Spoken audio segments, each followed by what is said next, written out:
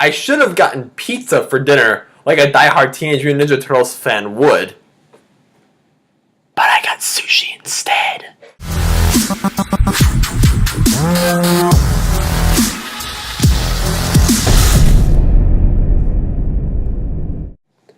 How's everyone doing today? It's TVB, and I'm here today to review the new film Teenage Mutant Ninja Turtles Out of the Shadows, which is the sequel to the 2014 Teenage Mutant Ninja Turtles reboot. And it's like takes place a year after that, and the Turtles they want to be more accepted by society, but they're not because nobody knows who they are just yet, and nobody would accept them because they're mutated turtle things, which is not very acceptable by society. So racist, but Shredder's cronies get him out of prison. Then Shredder accidentally goes to his portal, and he meets Krang, this weird brain alien bubble gum jello the alien tissue box. He's not a fish, but he's this weird evil genius from Dimension X, and he makes a deal with Shredder. It's like, hey, you give me the parts to this portal device, I'll open up a portal to Dimension X so we can build a machine to destroy the Earth.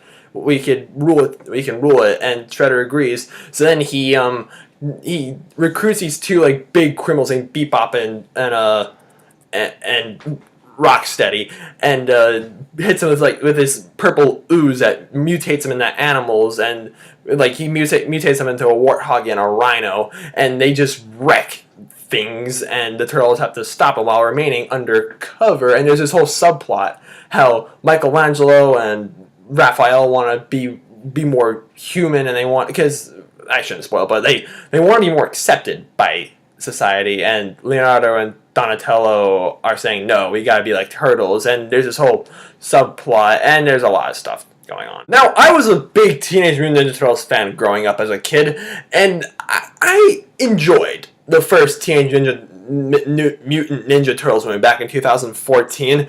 It had its issues, but it was a good time. Turtles were fun, and the action scenes were cool.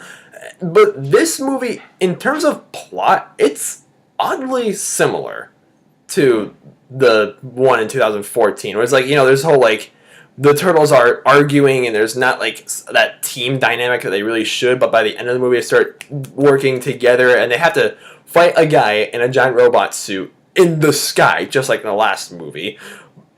But aside from that, they kind of learned from their mistakes in the first Ninja Turtles movie, and they learned from the fans. The human characters, like Megan Fox and Will Arnett, they weren't totally annoying in this movie. Megan Fox, she's hot as ever. That's why she's in these movies, just for all the hornies to look at for an hour and a half. And Will Arnett actually does things in this movie. And the newcomer, Casey Jones, I liked Casey Jones, the character, when I was a kid, and he doesn't do that much. I was rather disappointed. Wears a hockey mask, hits people with a hockey puck or baseball bat, whatever it may be. Yeah, he sort of takes the backseat when he should have been more as a character. But don't worry, there's still plenty of fan service. Krang is this weird thing. I didn't get to see much of Krang when I was little, but he was interesting.